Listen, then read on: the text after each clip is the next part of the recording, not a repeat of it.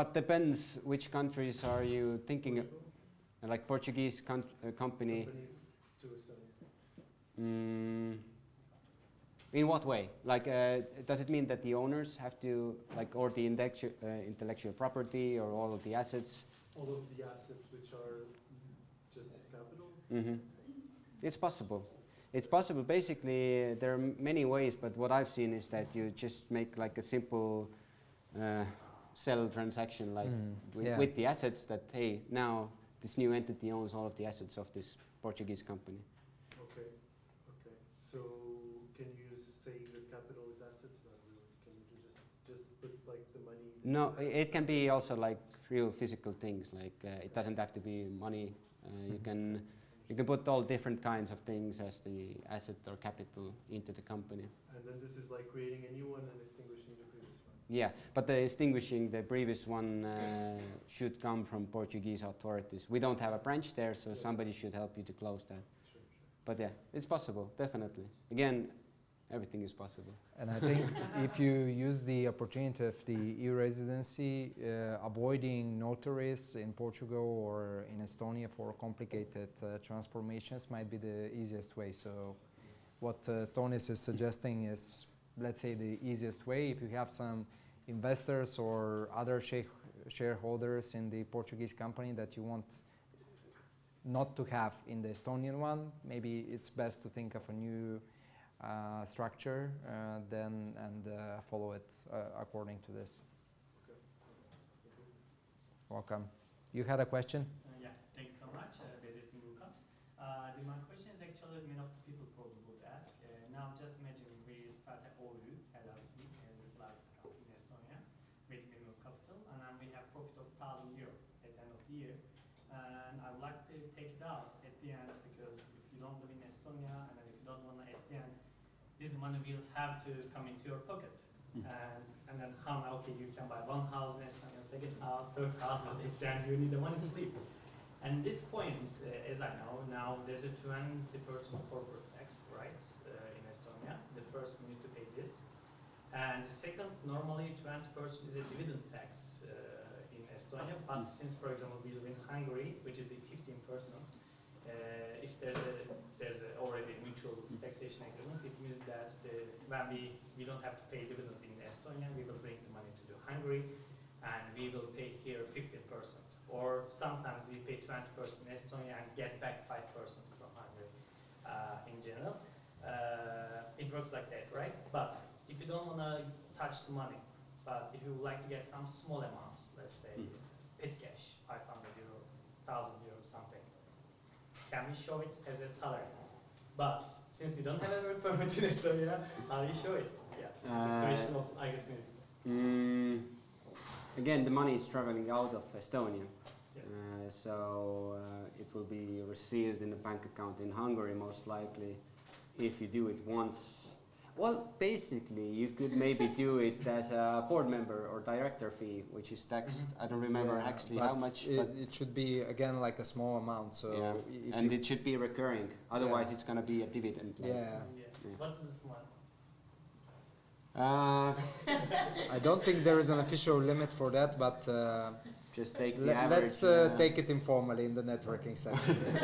We could share with you experiences and different case stories, but I think the safe way is to always think about the, let's say, the least risky way. So, of course, you are sitting next to Her Excellency. No, I mean, like, I'm not a fan of avoiding taxes in any case, but I'm just saying that if you want to pay yourself a salary, like, I can give you my example. So I do it because I have my permanent residency here, and I'm not an Estonian tax resident. I'm an owner in this company, so there is a way to do this fully legally, and there is no problem with this.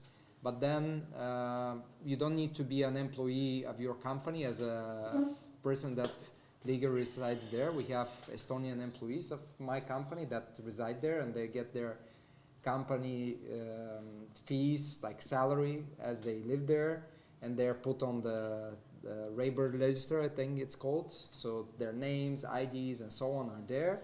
but I'm not on the labor registry because I'm a service provider to my company as well. So that's another way. And then I don't take dividend from it. So you pay yourself a salary as a contractor to the company, and the dividend stays in the company. So basically you reinvest it. So just imagine that you reinvest this dividend in paying for your employees or new infrastructure or whatever there is. You don't issue invoice to your company, right? You do. You do. You're free to do that. I know, but you don't. I mean, when you are taking money. No, I do, yeah. But I don't take dividend once again. I take this as a service to my company. So it's different. So the concept here is that you keep this money reinvested in it, and if you take something out of it, it's for a particular result-driven deliverable that you provided to it. So you need to justify that you didn't do it because you have managed the operations and so on, but you have contributed to this and that. So this will be the statement in the invoice. So when, let's say, the tax authorities check it, and we have already completed the first reporting tax year, that everything is clear to the people in both tax authorities in Hungary and Estonia or wherever else you live, and it's transparent to them that you're not trying to hide taxes or avoid taxes, but you're providing service to your company based on a particular work that you did for it, not for administering or managing the company and doing this as a way to take dividend out. So that's the thing. And then I think one last sentence, when you make these arrangements, you should also check the bilateral treaty on double tax avoidance and make it aligned with it. So. Can I say that, is it possible to take this money without paying any tax either in Hungary or Estonia? Because you don't pay dividend tax in Estonia for this money. You make money in Hungary as your personal payments, but you don't pay tax in Hungary too as a personal. Accountants can see how there's so many several payments for this particular account. Like, what is it? Let's say you pay to an Hungarian bank account, like as a company owner. And then you say it's a salary. Our accountants say, okay, fine, it's a salary. Basically what they ask is, have you paid taxes on this salary? You say yes. We say, okay, understood. We submit the annual report. And from Estonian side, you're all good. We have this confirmation that you pay taxes, da-da-da-da-da. But now, if Hungarian side starts digging around in that, and you have declared that you paid the salary taxes, but actually not, then Estonian and Hungary exchange information, so you eventually pay the taxes. They always exchange information, by the way. It's not that they point a finger to you or they have some suspicion, or to me because I'm a foreigner, or you, I think you're also a foreigner here. They always exchange information, and they have to because they have these obligations under international tax treaties. So. But no, Colombia, I'm pretty sure they don't. Are there any other questions to be? So, yes, please. Yeah, hi. For the ambassadors, so what's the future of the e-residency, digital government, and how? And as you were saying, how are you going to get the other countries on the program, like up to modern times?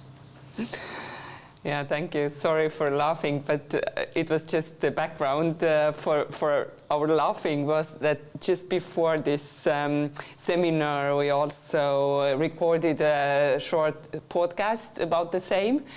And the only question that none of us really was prepared to answer was, what's the future of the residency? But we have Raimo now. Yes. But we have Raimo now. Exactly. That's what we thought, that now you should actually put the question to him. But as you ask about the other governments, I really don't know. What is my thinking, that this e-residency actually is only useful and can work if the government is really digital, if the country can offer many digital solutions, many digital services, because without that, you don't really, what would you do with the e-residency? The e-residency basically is to use the governments and private companies' e-services, and if you're not digitalizing your services, no one would actually think of e-residency. So I'm not really aware of any other country really having this, but I'm aware of several countries who have really deeply researched, including my host country, have deeply researched this this program and thinking maybe they could introduce something similar. But what concerns the future of the program in Estonia, I think one thing that we really talked about before and what we discovered is that what has the Estonian government been trying to do is to really develop the services themselves, which are available for the residents, so that people are really more confident. These services can be trusted and they are very easy to use. All this, what's kind of the goal of the e-residency. And also what government has been thinking is, first our goal was really, when it was launched, the goal was to get 10 million e-residents by 2025, which is definitely not achievable. But now the government has also been rethinking the whole kind of idea for this program, not to attract maybe such a huge quantity of the residents, but more of a quality of e-residents who could actually provide for the Estonian own economy. And this is the idea behind that. But I think Raimo knows more about what are the thoughts. I know that the e-residency team is, of course, trying to develop and thinking what's the new idea behind it and so on. Mm-hmm. Well, yeah. There are a lot of things we are thinking of but cannot say yet. But in general, of course, a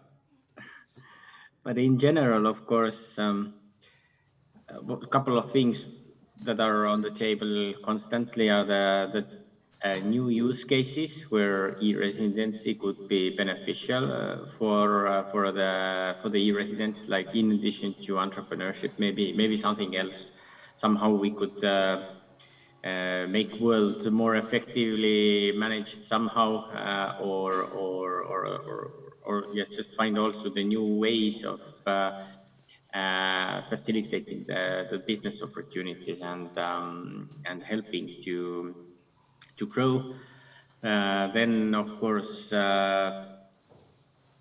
one day in the very unknown future, of course, we'd like to, let's say we dream of e-residency where you actually do not need this plastic card, you know. But let's see, maybe one day it will happen. How to do it in a most safe way, let's see. Then, of course, we are constantly thinking of expanding to the jurisdictions where people would benefit from being e-residents.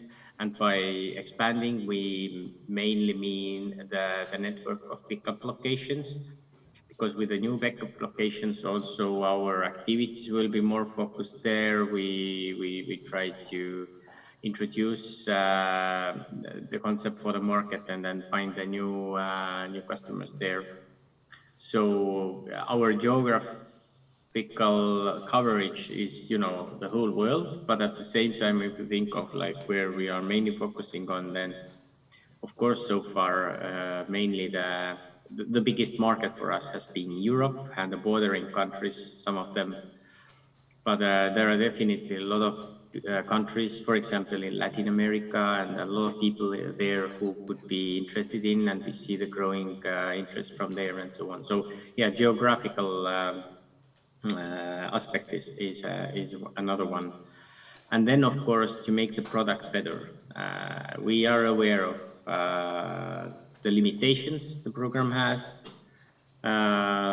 Things could be quicker, whatever it is. Is it application? Is it sending the kit to a pickup location?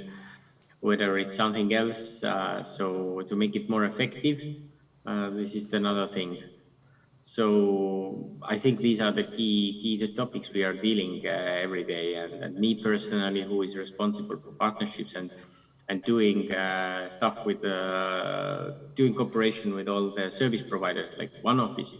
And I'm also the one who is curating the marketplace and actually doing the vetting process for all the new marketplace member. Then one of our key focuses is, there are actually two key focuses.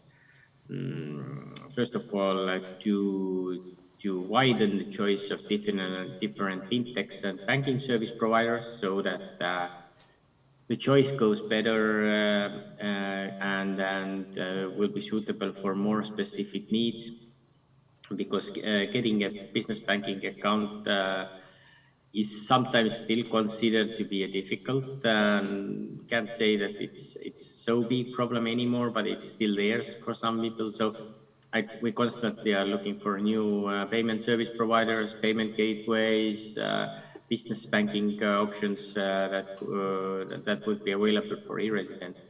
And the other thing is we have talked basically the whole Q&A about taxation.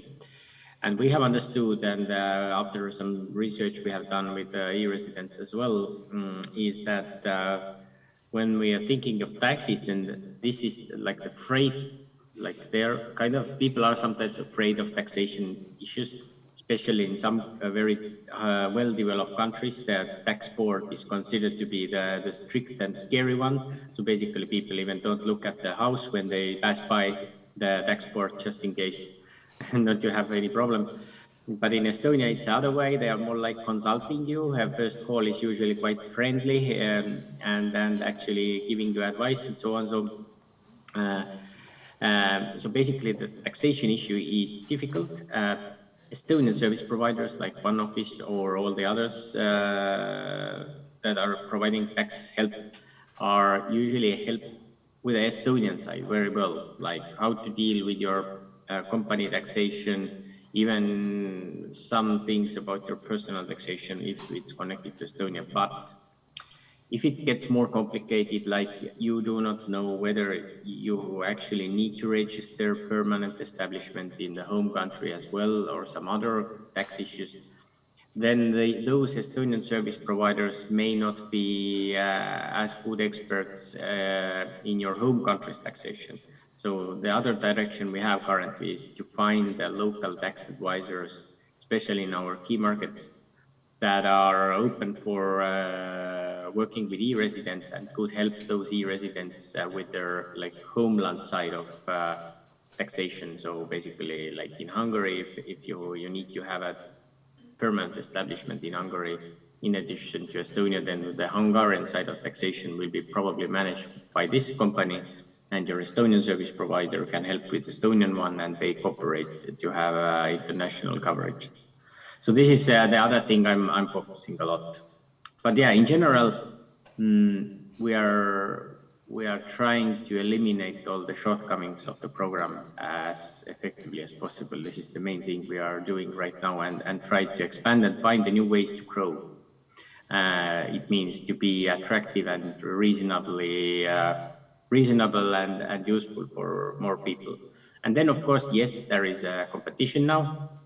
Like Lithuania has launched their program.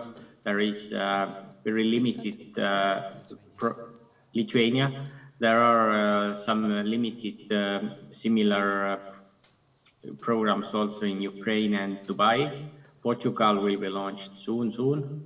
And there are like tens of countries that are thinking about it. And I think if we would meet in 2025, for example, there will be definitely many people in the audience who have more than one e-residencies.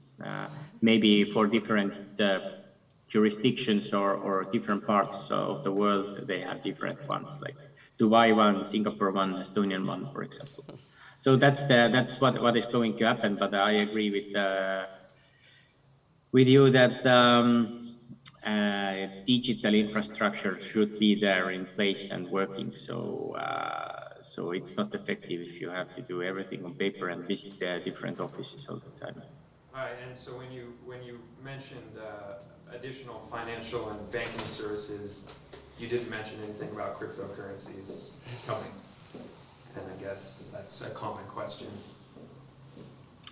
Yes, there are a significant amount of crypto companies created by e-residents, and the Estonian legislation has been rather welcoming. It is getting stricter all the time, as there are considered to be more risky than some other businesses. So we are not actively targeting crypto businesses or as e-residency program. They are there, they can register, they can obtain a license if they follow all the criteria, but this is definitely not in our main focus.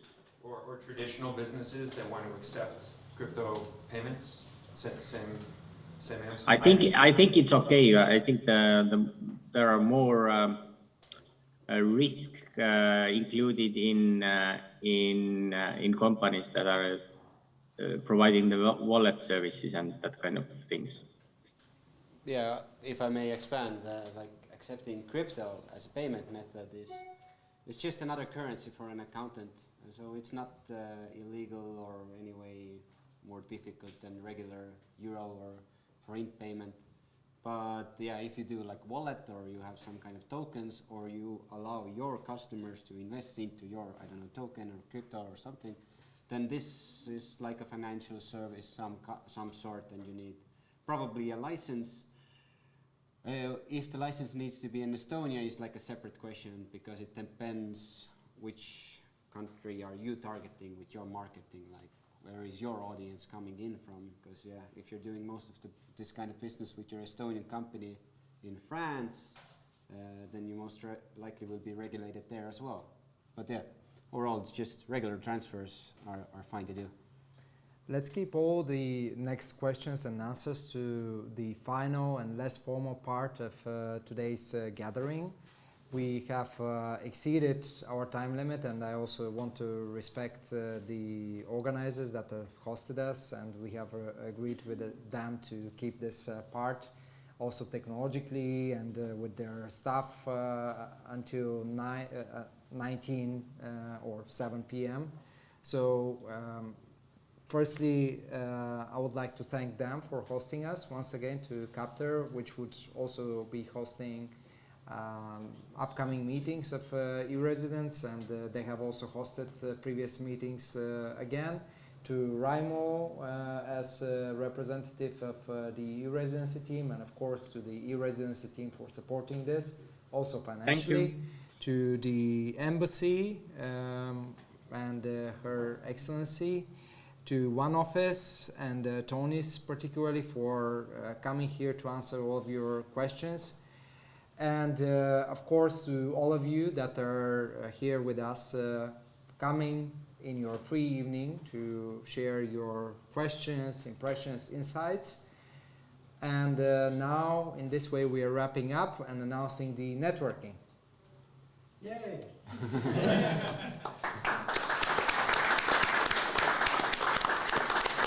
don't know where to stay. Sorry. Bye. Now the fun part starts. Yeah. So again, thank you very much for joining us. I hope it was insightful for you. I can imagine you still have some questions, and you know, this is a very fascinating human systems. On one hand, it's grow and nature and doing its own by itself. So if I say, hey, networking, go ahead. Some of you say, okay, I'm out. And some of you really know what to do. You know how to step to other people and start to talk. So we are quite different in this term of getting to know each other.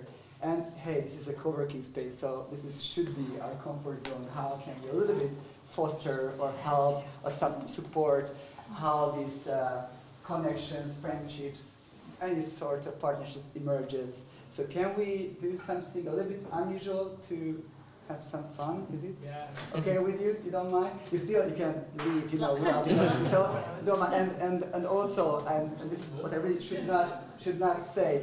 We do have this huge project on the table behind you. You should get it done by the end of the night. Okay, so this is a warning. So what I wanted to ask from you is to please stand up. I guess you see it enough. So please stand up a little bit.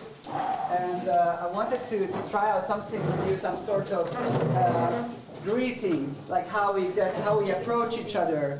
And one of the things I guess most of you can relate with is this really awkward after pandemic